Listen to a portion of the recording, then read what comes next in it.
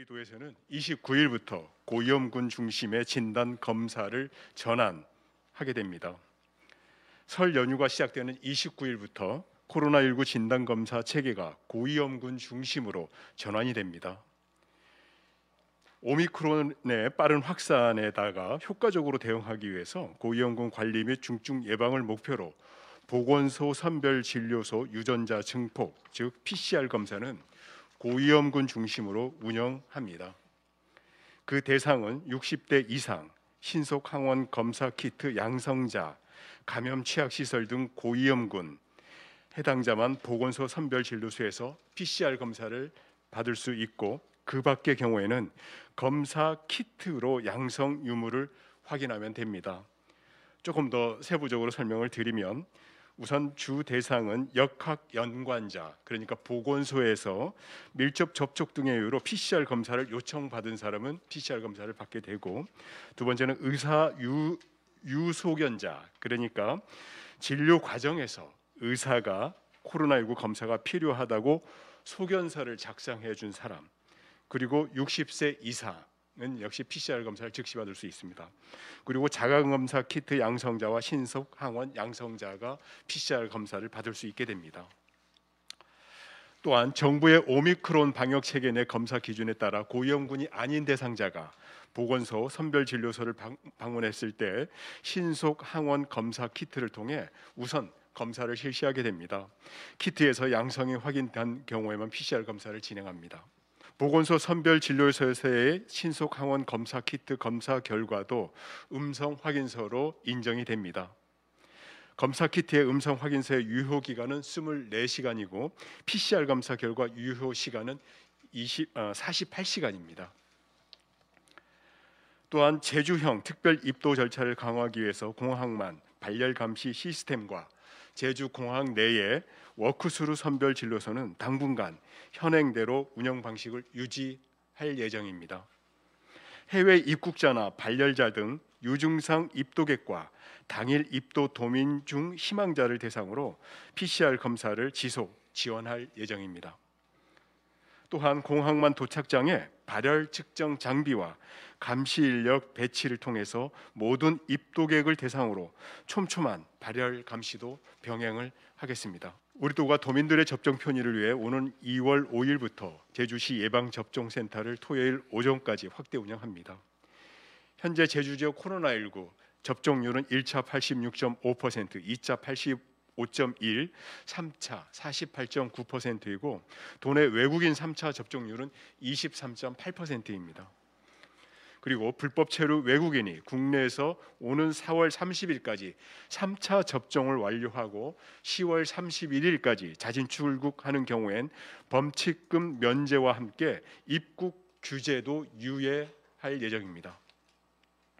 오는 2월 28일까지 2차 접종을 완료한 불법 체류 외국인이 4월 30일까지 자진 출국 시에도 범칙금 면제 및 입국 규제가 유예가 됩니다. 우리 도는 제주형 전자출입명부 제주 안심코드 앱 기능 고도화로 백신 추가 접종 확인이 가능하며 질병관리청 플랫폼과의 연계를 통해서 PCR 음성 확인 등 방역 패스 확인 기능이 가능해졌습니다.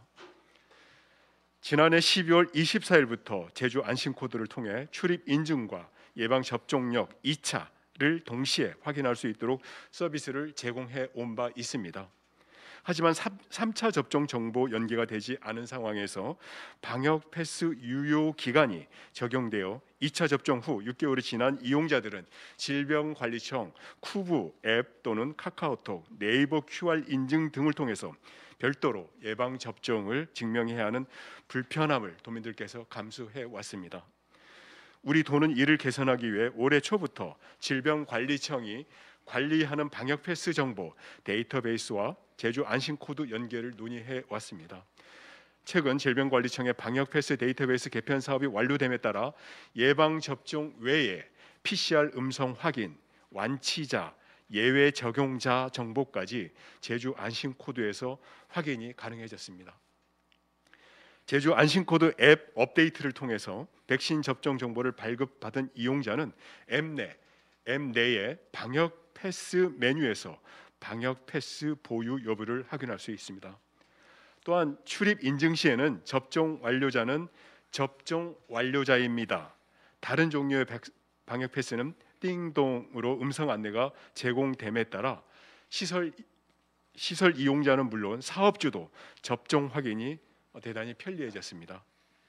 역학조사관 안성배입니다. 현재 제주시 전지훈련 관련 집단에서 오미크론 확인 2명 확인되었습니다. 그리고 서귀포시 전지훈련 집단 관련해서는 현재 변이 검사가 진행 중으로 아직 결과가 나온 것은 없습니다. 현재 감염 경로가 확인되지 않는 오미크론 확진자는 3명이 있습니다. 그리고 감염 경로가 확인되지만 이제 선행 감염자의 감염 경로가 확인되지 않는 경우가 지금 2명 더 있어서 총 5명이 지금 최초 감염 경로가 확인되지 않는 상태입니다. 최근 일주 확진자 수 대비하여 검출률은 7.4%입니다. 네, 말씀하신 대로 신속 항원 검사가 PCR 검사에 비해서는 정확도가 다소 떨어질 수 있는 점은 사실입니다. 다만 이제 유증상자의 경우에는 PCR 검사와 신속 항원 검사의 정확도가 크게 다르지 않아서 신속 항원 검사를 먼저 하시고 여기에서 양성이 나오는 경우에 PCR 검사를 받으시면 되겠습니다. 증상이 있지만 이제 신속 항원 검사가 음성으로 나온 경우에는 이제 반복해서 검사를 받으시거나 혹은 의사의 진료를 받아서 PCR 검사가 반드시 필요할지 여부를 상의해 주시기 바랍니다. 먼저 자가 진단 키트 관련입니다. 오늘자로 6개 보건소에 총 3만 6천 명분이 지금 배정되었고 2월 3일자로 5만 4천 명분이 다시 배정되게 됩니다. 그리고 그 이후로는 저희가 예산을 지원해서 보건소에서 자체적으로 진단 키트를 구입하게 됩니다. 그리고 지금 요 관련해서 지금 배정된 인력은 6개 보건소 총 54명이 배치되었습니다. 방역대응과장 김병재입니다. 설 연휴에는 예방접종 유무와 상관없이 가족 모임은 6명까지입니다. 사실은 전망 예측이 쉽지 않습니다. 결론부터 말씀드립니다. 전망 예측이 쉽지는 않은데 지금 현재 우리 도에서는 정부도 이제 당초는 2만 명까지 최대치를 받다가 3만 명까지 보고 있고 또 전문가들은 12만 2천 명까지 또 2월 말경에 온다 이렇게 돼 있어서 일본이나 해외 사례를 봐도 이러한 전망이 이제는 그렇게 중요치 않은 것 같습니다. 단 우리 도가 지금까지 임상 경험이나 방역 계획이나 이런 과정을 봤을 때 지난 일주일 동안 저희가 지금 현재 38명 정도 주간 통계로 보면 38명 정도 일일 발생하고 있는데 지금 우리가 최악의 경우 500명까지 발생할 수 있겠다를 가정해 놓고 있습니다. 최악의 경우 500명까지 하루에 발생이 되었을 때 그에 따르는 이제 병상 확보와 의료 인력 확보 그리고 관리 방안 같은 것들을 마련해 놓고 있습니다. 그게 이제 굳이 이제는 단계도 그렇게 필요치는 않습니다. 단계도 굳이 단계를 분류하자면 4단계로 저희가 구분을 해서 대응 전략은 마련해 놓고 있고요.